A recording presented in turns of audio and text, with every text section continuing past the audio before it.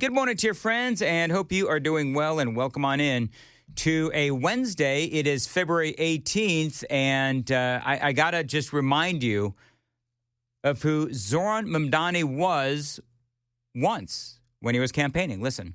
It's true. As your next mayor, I will freeze your rent. Paid for by Zoran for NYC. That's what he said. He said he was going to help freeze the rent of New Yorkers. All of those promises, right? From freezing rent to universal child care to child grocery, I should say city grocery stores, $30 minimum wage, taxes on millionaires and billionaires, and city-funded trans procedures. That was one of my favorites. Sanctuary city status, of course, maintained. Those were all things that Zoran Mamdani, he ran on these, but now, New Yorkers are really spitting mad. You know why? Because he has turned into someone completely different. This is, again, Zoran Mamdani. Listen. Is a property tax increase. This would effectively be a tax on working and middle-class New Yorkers who have a median income of $122,000. Wow. So now, just a couple of months after he was voted into office and then takes office, he is looking to raise the property taxes. And, I got a little bit of criticism from people who didn't like the fact that I was, sort of giddy because I was looking forward to, New York becoming an even bigger train wreck than it is. But when I woke up this morning and I saw this, I was like, well, you know what? New York voted for this. This is clearly what New York wants. And what have we all been saying about Zoran Mamdani? We've all been saying this is what the Democrats ultimately want to do, is to have this wicked, horrific turn towards socialism. And so let's see how it goes. That is exactly what I said. If socialism is going to work, then let's give it the biggest stage in America to see how it goes. Well, so far with Zoran Mamdani, it's not so good.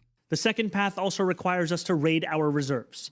It would mean withdrawing $980 million from our city's rainy day fund in fiscal year 2026 and $229 million from the Retiree Health Benefit Trust in fiscal year 2027. Yeah. So for the city of New York, they bring this guy in. Think about this. And he wanted to give the city council a raise. That was another one. Oh, it's still on the table. Still on the table? So for the city of New York, they bring Mamdani in. No experience in running a business.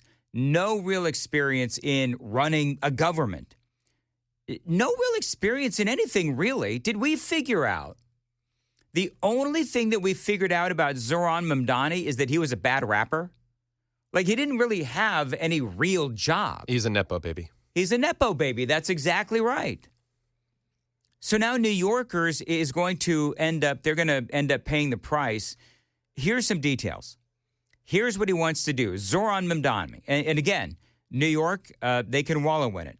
He wants to pass a $127 billion budget plan, which includes massive property tax increases.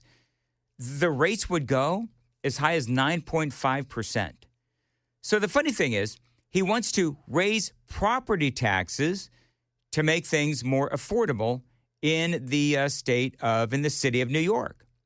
And so Democrats are now freaking out because their grand experiment with socialism is completely falling apart. Because people in New York are beside themselves angry. Now, we'll see if he actually does it, but this is what he wants to do.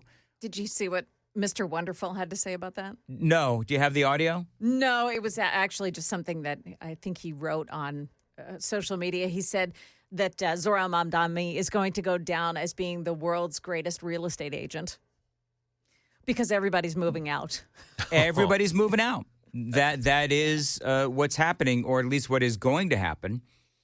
So, when you want to raise property taxes to make things more affordable, obviously those two things, they don't blend together. Democrats, again, freaking out.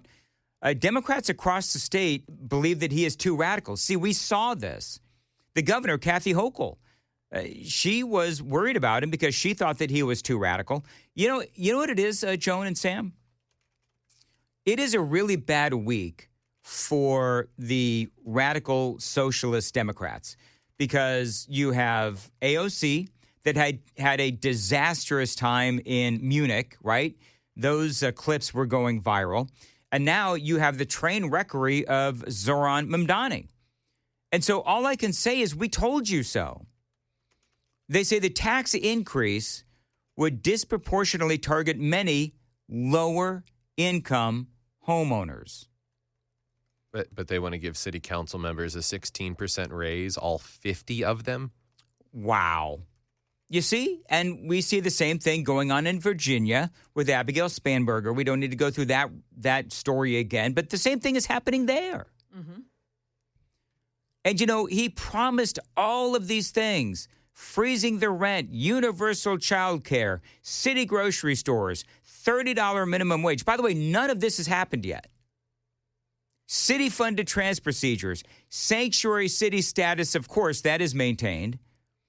But these are just some of the things that he wanted to do, Joan. You know what he has managed to end up doing? What's that? Leaving all the trash behind in the streets. There's been no trash pickup. Now they're having extra problems with rats. Did you hear what happened with the poop in the streets? Oh, my gosh. Yeah. So in New York, they had a heavy snowfall.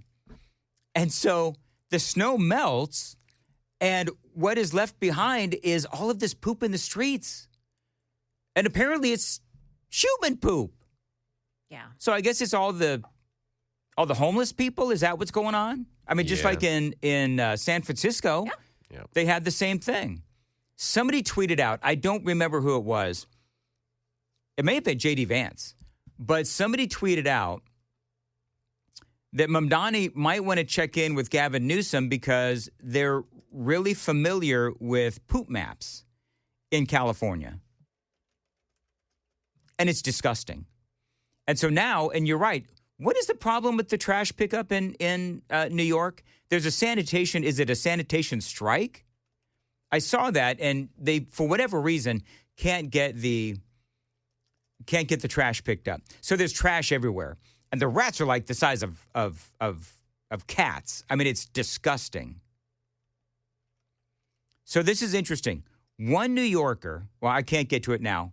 After the traffic, I'm going to get to what one New Yorker angry about all of this has to say about one Zoran Mamdani. By the way, also remember what he wants to do. He wants to raise taxes or put a surcharge on the millionaires by about 2% in the city. That would require state approval. And so far, the state legislature and Kathy Hochul, they're not real keen on that idea. It's really interesting. And, we've seen this amongst conservatives as well. I mean, Kash Patel and Pam Bondi, I'm talking to you. So it's real easy to make all these promises and talk big, right? Well, that's what Zoran Mamdani did when he was on the campaign trail, making all of the promises that I just mentioned. Only now that he's in a position of power, he simply can't do everything that he promised to do.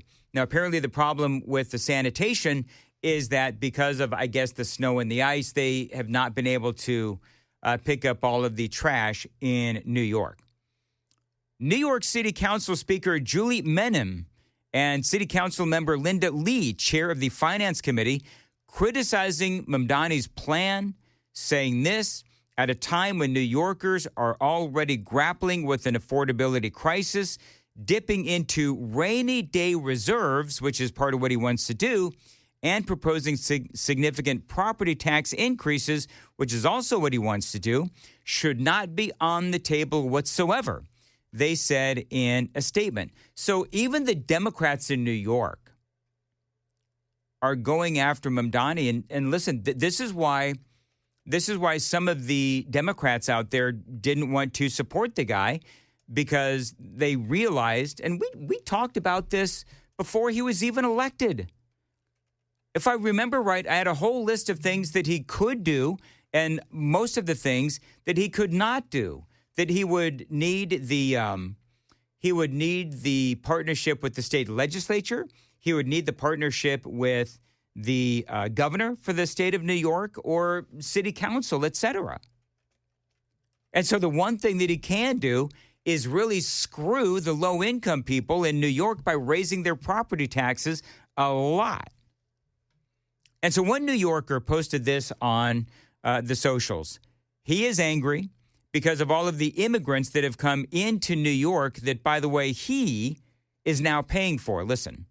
A third world dumping ground. So it is basically a place where every low IQ, semi-literate person from all over the planet is going to get dumped into because they can get, government money, they can get resources, they can get free whatever.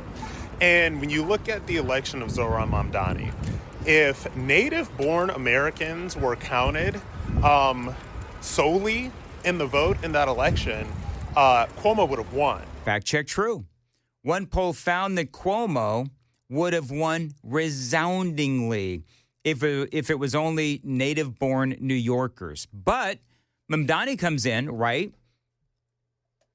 And by the way, just real quick, I love how he talks about how New York has become a third world dumping ground. I mean, again, fact check true. I was in New York, last year? And there was a lot of evidence of a dumping ground. I did see the urine. I saw the poop. I saw all of the homeless people. I mean, all of that stuff. And we see the same thing in Minnesota. What did I call it? Somalia. Thank you, Joan. Mini Somalia. But Mamdani comes in. He starts talking about a bunch of free stuff, right? Slick talking with heavy social media, and he wins. And so I love how the guy says low IQ, third world dumping ground, because that is exactly what has been going on. So Mamdani, 45% of the people that voted for him are literally not from this country. And a large percentage of people that are in New York City at this point are not from this country. And that number is only growing and growing and growing. It's like only going to get worse. So what I think a lot of people really need to start coming to terms with is the fact that kind of like old school, glamorous, New York City, like you can still find pockets of it, of course. You can still go see Broadway, Fashion Week is still here. All of those things are still here and they're not going away. But for the most part, it has turned into and will continue to turn into basically a dumping ground for everyone from the third world. And I'm sorry to say, guys, it ain't going back. I mean, listen, he's right. And this is happening all over the place, right? Again, look at Minnesota. Sort of the same thing where you have all of these Somalis, right, who are incredibly active politically. That's what happened in New York as well. These folks, they go to the meetings, they advocate for what they're wanting, they're demanding special treatment, they go out and they vote as a voting bloc, and that's why everybody kisses their collective butt, because they are active. Why do you think Tim Walz, why do you think all of these politicians, Jacob Fry, Keith Ellison, why do you think they were kissing the butt of the Somalis? Because the Somalis go out there and they arrive in Minnesota and they do become politically active to the point where they are one of, if not the most influential voting bloc in the state of Minnesota, certainly in the city of Minneapolis. That's what's going on. That's why the Democrats want to bring in all of these and have bringing in all of these illegal aliens. And whether we're talking about illegal aliens, whether we're talking about migrants, whatever you want to call them. But this is the Democrats. And if New York is their example, let in as many foreigners as possible, get them to citizenship, make them naturalized citizens, register them to vote, they'll vote for the free stuff. They'll vote for the slick-talking guy that's promising a bunch of free stuff. The Democrat Party offers. What's that? Who has a $258,000 a year salary as it is? Yeah. Yep. These cities are then going to basically self-destruct. It seems like that's what's going to happen to me. And yeah, you're right. You're going to have all these people that are going to be leaving the city of New York. And again, I told you I was going to do a Mamdani watch where let's see how he manages to further destroy the city of New York as we go along. Because, the guy that was, campaigning like this. It's true.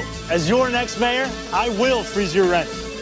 Paid for by Zoran for NYC. Is now demanding all kinds of things, including more money for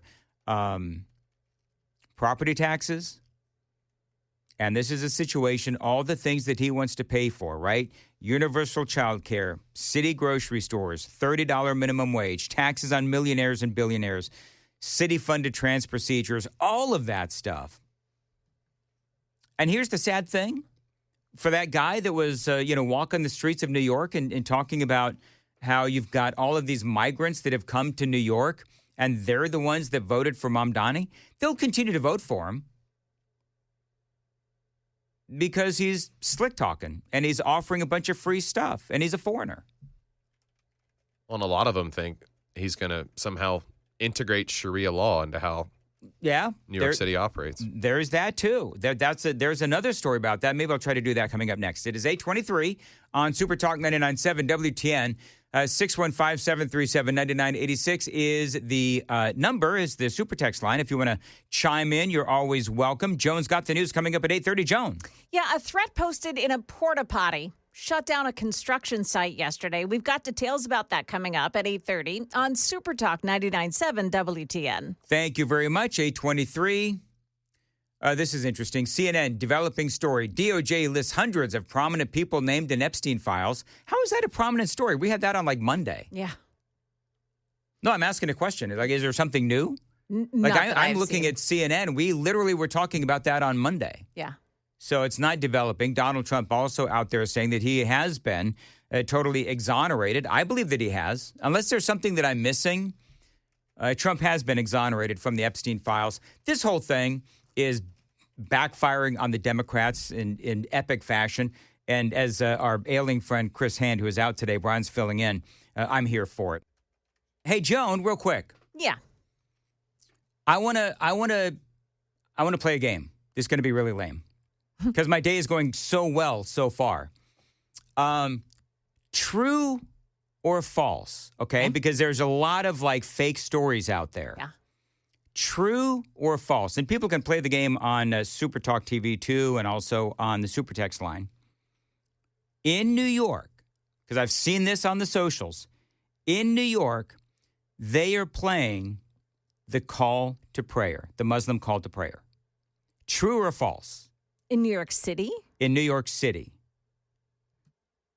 Okay, so just hold it right there. Okay. Because I was trying to figure it out too. Because I want to make sure that I don't get, pulled into some sort of, internet AI fakery kind of story. They do it in Dearborn, Michigan. I know that. Oh, I know that. Are they starting to do it in New York? No Chris Hand today. Chris is out ailing. I don't know. Did he talk about how he wasn't feeling good yesterday? I don't remember him saying anything. I knew he wasn't feeling good, but... He was not feeling... He sounded fantastic on the air, as he always does. But he wasn't feeling well. So luckily here at WTN, we have the apparently never going to actually retire Brian Wilson is going to be filling in for Chris today from 9 to 12. That's always great news. All right, so. I emailed Chris a pick-me-up, by the way. You emailed Chris a pick-me-up? Yeah. What is that? You emailed him us doing the recitation of Swalwell's poem, didn't you? I heard... My friend is feeling bad, and I wanted to make sure he had something to cheer him up because laughter is the best medicine. I cannot get you two off of this.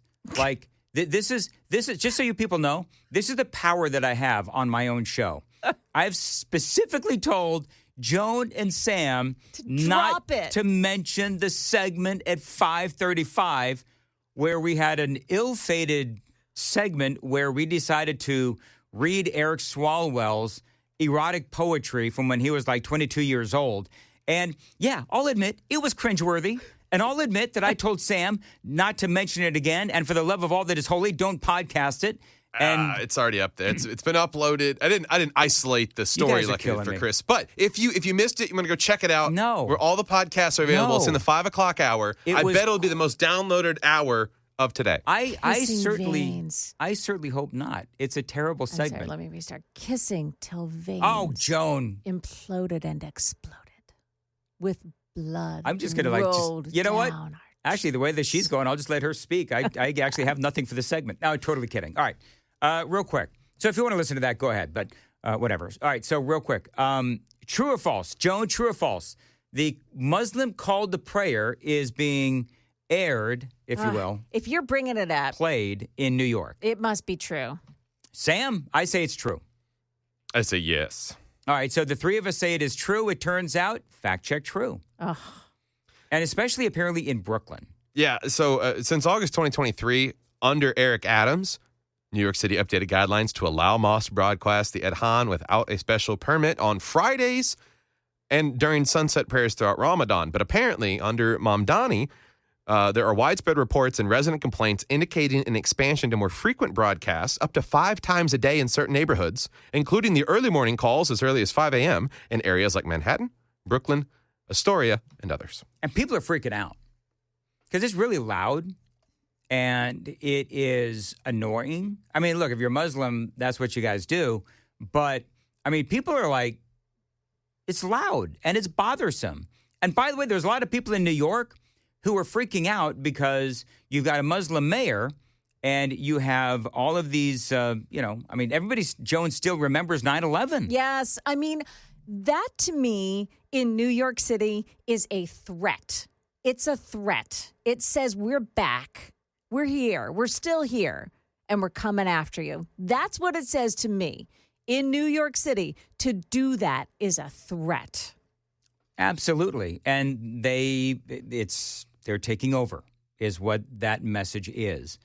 And of course, as you know, and as I know, this is something where if you dare say anything, then you're called a racist and a Islamophobe and, all the rest of that. Call me whatever you want.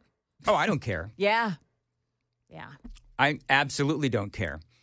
There's another story, and Sam, are you fleeing? You were going to do this thing with Colbert, where are you hip to what's going on with this Colbert controversy, Joan?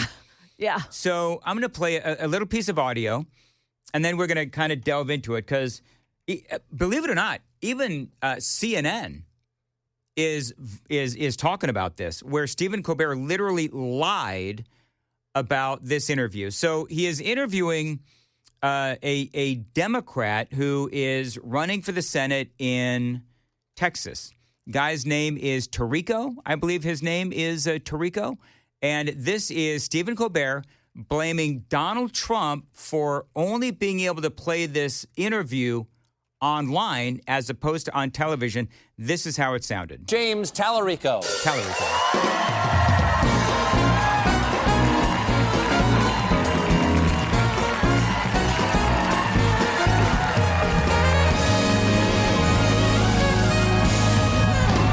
Now listen to Colbert lie. Hey, yo. Thank you. Now, here's the thing. I don't usually say this to a guest, but if people are watching this right now, it's because they found us online on YouTube. I did an act of the show that's on tonight explaining why. It's not the first time you've caused some drama. FCC opening probe into The View after appearance by Tallarico. Do you mean to cause trouble? I think that Donald Trump is worried that we're about to flip Texas.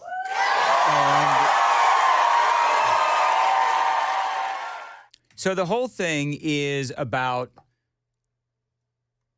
Colbert saying that Donald Trump was not going to allow the interview, or there is going to be a demand of, it's all about equal time. And here in radio, we certainly know about equal time.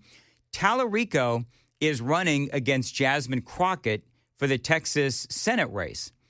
And so Tallarico, they say, is far more electable than Jasmine Crockett in a general election. So Colbert didn't want to have Jasmine Crockett on to provide her with equal time. He only wanted Tallarico on because he wants Tallarico to win the primary so that then Jasmine Crockett wouldn't get any airtime on Colbert. So that's basically what happened. And Colbert is blaming Donald Trump. You just heard him say this is the interview that Donald Trump didn't want you to see. And he's lying to the audience. Yeah. It was actually CBS that pulled the interview. It was CBS that said, no, we're not going to do this. If you're not going to give Jasmine Crockett equal time, then we're not going to allow the Tallarico interview to air on television. And so Kimmel, they're all the same to me. Yeah. Colbert is caught in a lie. And it's like, do you not have any actual scruples whatsoever? Because he's literally lying to his audience, which, by the way, he's done before. And I'm no doubt he'll do again. But he knows all about equal time. He's a broadcaster. We know about equal time.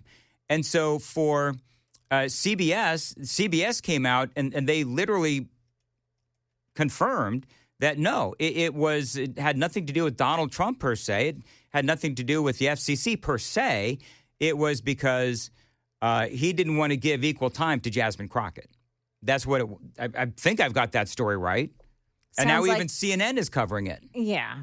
Sounds like he didn't want Jasmine Crockett maybe to win the race. Well, and here's the thing. And CNN was just talking about this. Jasmine Crockett in one poll is actually leading this guy Tallarico. And so, I mean, Colbert is doing everything he possibly can to get the, I'm going to air quote this, more electable or acceptable Democrat to give him the airtime and the publicity, if you will, getting his message out and, not giving Jasmine Crockett that equal time. And so now CBS basically just called out Colbert for lying.